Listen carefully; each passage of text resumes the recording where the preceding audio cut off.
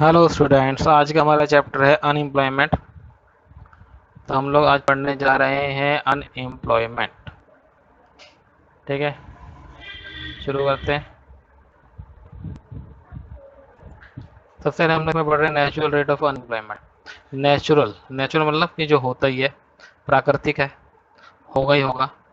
तो एक्चुअल में क्या है कि फुल एम्प्लॉयमेंट की जो सिचुएशन है वो पॉसिबल नहीं होती कभी भी रियल वर्ल्ड में। हमेशा कोई ना कोई अनएम्प्लॉयमेंट रहता ही है। अनएम्प्लॉयमेंट का मतलब क्या है? अनएम्प्लॉयमेंट का मतलब है low standard of living, psychological distress, mental agony and hardship, यानी मुश्किलातें आएंगी। अनएम्प्लॉयमेंट है तो लोग परेशान है, काम धंधा नहीं उनके पास। ठीक है, तो हर एक इकोनॉमी को अपना natural rate of unemployment calculate करना ही पड़ता है। ठीक है, और इसको करते कैसे हैं? तो natural rate of unemployment is defined as the average rate of unemployment around which the economy fluctuate in the long run. It is calculate by the formula. ये फार्मूला है natural rate of unemployment for an year equal to average of unemployment rate for 10 years earlier to 10 years later. तो पिछले 10 साल के मुकाबले अगले 10 सालों के जो हम लोग जो है कंपेरिजन करते हैं और उसके थ्रू हम लोग बनाते हैं average natural rate of unemployment. अब इसके लिए फॉर्मूला बनाया है। ठीक है, तो यहाँ पे ये फॉर्मूला बनाया गया है L equal to E plus U, U upon L.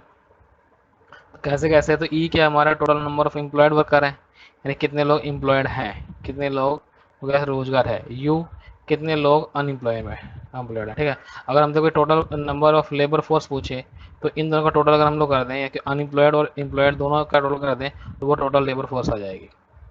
S जो है वो रेट ऑफ जॉब सेपरेशन है, और एफ जो है रेट ऑफ जॉब फाइंडिंग है। ये रेट ऑफ जॉब सेपरेशन है और ये रेट ऑफ जॉब फाइंडिंग है। तो ये फॉर्मूला इन्होंने बनाया तो हमारा जो टोटल लेबर फोर्स है वो आ जाएगा ई प्लस यू, और रेट ऑफ अनएम्प्लॉयमेंट जो है यू अपॉन एल होगा। ठीक है, यानी इसका परसेंटेज हम लोग टोटल लेबर फोर्स के कंपेरिजन में करेंगे। ठीक है, यहाँ पे हम लोग ये हमारा जो है एफ था रेट ऑफ जॉब फाइंडिंग। जो अनएम्प्लॉयमेंट है वो जॉब फाइंडिंग के लिए होंगे, और जो एम्प्लॉयड लोग होंगे वो जॉब सेपरेशन में लगे होंगे, क्योंकि जॉब जॉब छोड़ के जाते हैं, नई जॉब पकड़ते हैं, ऑलरेडी जो लोग लगे होते हैं। तो यहाँ पे हमारा एक फॉर्मूला बन जाएगा, यू अपॉन एल हमारा हो जाएगा S upon S plus F हो जाएगा। ठीक है, analysis of each of above four equation is as follows.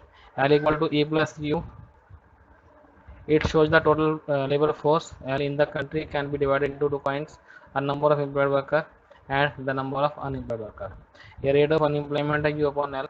The rate of unemployment in the an economy is the ratio of the number of unemployed worker to the total labor force. ये F you और S E in every economy a continuous transition between employment and unemployment takes place. Employment जो unemployed होंगे वो job finding करेंगे, employed हो जाएंगे, और employed जो होंगे वो जो जॉब सेपरेशन होंगे यानी जॉब से निकाले जाएंगे, अलग होंगे, और फिर वो अनएम्प्लॉयड हो जाएंगे। तो ये जो है एक जो सर्कल है ये लगभग लगभग चलता रहता है। कहते हैं a fraction of people who are employed lose their job are और आर लेड ऑफ। तो कहता है फ्रैक्शन ऑफ पीपल जो है वो एम्प्लॉयड होते हैं वो लूज करते हैं अपनी जॉब को। तो उनकी जो परसेंटेज है उसको हम लोग ऐसे डिनोट करते हैं, उसको हम लोग जॉब सेपरेशन कहते हैं। ठीक है, और वो भी अनएम्प्लॉयड होते हैं। कहता है ये जो अनएम्प्लॉयड पीपल हैं वो जॉब ढूंढना शुरू करते हैं, और जो परसेंटेज है इनको जॉब ढूंढने वालों की उसको हमने एफ से डिनोट किया है, और उसको हम लोग रेट ऑफ फाइंडिंग जॉब कहते हैं। तो रेट ऑफ अनएम्प्लॉयमेंट जो है वो एफ और एस दोनों से निकाला जाता है। तो steady state condition occurs when number of unemployment people finding job equal to number of employed people losing job. तब ये दोनों जब बराबर हो जाते हैं तो उसको हम लोग स्टडी स्टेट बोलते हैं। ठीक है, F U equal to S C. In such a situation rate of unemployment is in steady state, it is neither rising nor falling। तो जो रेट ऑफ अनएम्प्लॉयमेंट है ना तो यहाँ पे बढ़ रहा है ना यहाँ पे घट रहा है, तो ये सिचुएशन है U upon L equal to S upon S plus F. कहते हैं जो रेट ऑफ अनएम्प्लॉयमेंट डिपेंड्स करता है रेट ऑफ जॉब सेपरेशन पे, और रेट ऑफ जॉब फाइंडिंग हम लोग यहाँ इस फॉर्मूले से निकाल सकते हैं। कहता है equation derived as follows L equal to E plus U, E equal to ये दोनों एल में से माइनस हो जाएगा यू। ठीक है ना, ये उस साइड चला गया, तो ई अगर हमको निकालना है substituting the value of the E in equation 3। अब ये जो ई की वैल्यू हम लोग इसमें इक्वेशन 3 में डाल दें, यानी कि इसकी जगह हम लोग डाल रहे हैं इसको ई की जगह, तो ई की जगह एल माइनस यू आ गया। ठीक है, डिवाइड कर देंगे इक्वेशन को एल से, दोनों साइड हमने इक्वेशन एल से डिवाइड कर दी। ठीक है, तो ये आ गया हमारा S U L plus F U L equal to S, यहाँ से यू अपॉन एल को कॉमन ले लेंगे और फिर ये डिवाइड में चला जाएगा, तो यू अपॉन एल जो हमारा जो है ये हमारा बन जाएगा। ठीक है, यू क्या था हमारा अनएम्प्लॉयमेंट और एल क्या था हमारा टोटल लेबर फोर्स। ठीक है, तो ये दो फॉर्मूले हमारे बन गए, एक यू अपॉन एल से हमारा अनएम्प्लॉयमेंट रेट निकल आएगा और एक S upon S plus F से निकल आएगा। कहता था result of emerge from the above equation, higher the value of S, rate of job separation का जितना हायर होगा higher will be the unemployment rate, उतना ही जो अनएम्प्लॉयमेंट रेट भी ज़्यादा हो जाएगा। फिर जब जॉब से निकलेंगे अनएम्प्लॉयमेंट होते जाएंगे और अनएम्प्लॉयड होंगे तो फिर हो जाएंगे अनएम्प्लॉयमेंट रेट को बढ़ा देंगे। Higher the value of the rate of finding job, तो लोअर हो जाएगा, तो जितने ज़्यादा वो जो जॉब मिलेगी लोगों को उसी ज़्यादा अनएम्प्लॉयमेंट रेट जो है कम होता चला जाएगा। ठीक है, आगे आती पॉलिसी कौन कौन सी हो रिड्यूस करने के लिए नेचुरल रेट ऑफ अनएम्प्लॉयमेंट के लिए। तो जो गवर्नमेंट है उसको कुछ ऐसी पॉलिसी बनानी चाहिए जिससे कि जो है नेचुरल रेट ऑफ अनएम्प्लॉयमेंट कम होता चला जाए। ठीक है, इसके लिए क्या क्या कर सकते हैं ये हमें कुछ आइडिया दिए हैं। पहला है unemployment benefit should be reduce, unemployment benefit allow longer job search. देखो अनएम्प्लॉयमेंट बेनिफिट होते हैं क्या, सरकार अपनी तरफ से कुछ जो है बेरोजगार लोगों को अपनी तरफ से कुछ अलाउंसेस देती है, तो वो जो अलाउंसेस जब मिल रहे होते हैं लोगों को तो कई बार क्या करते हैं लोग जॉब ही छोड़ना जॉब ढूंढना ही छोड़ देते हैं, अपना आराम से बैठते हैं उसी वजह से अपना खर्चा वहीं चला जाते हैं। तो कहते हैं भैया पहली बात तो जो अनएम्प्लॉयमेंट बेनिफिट है उनको कम कर दो, क्योंकि जब लोगों को अनएम्प्लॉयमेंट बेनिफिट कम मिलेंगे खर्चा वहीं चलेगा नहीं तो जॉब ढूंढने निकलेंगे। और मिनिमम वेज जो है उसको भी कम कर दो, जो मिनिमम वेजेज है उनको भी कम कर दो, इससे भी क्या होगा अनएम्प्लॉयमेंट रेट घट जाएगा। ठीक है, तीसरा इंसेंटिव, इंसेंटिव दो, जो अच्छे काम करते हैं लोग बाग उनको आप इंसेंटिव दो, should be given so that the worker takes technical training, तो उससे ये क्या होगा वर्कर जो है टेक्निकल ट्रेनिंग लेंगे, जब इंसेंटिव मिलेंगे ज़्यादा अच्छा काम करेंगे तो उससे जो है मोर प्रोडक्टिव हो जाएंगे और उससे जो है नेचुरल रेट ऑफ अनएम्प्लॉयमेंट गिर जाएगा। कहता है if unemployment display hysteresis with extended period of high employment, it will raise the natural rate of unemployment. In other words, unemployment hysteresis is a theory that argue that recession may permanently affect the natural rate of unemployment.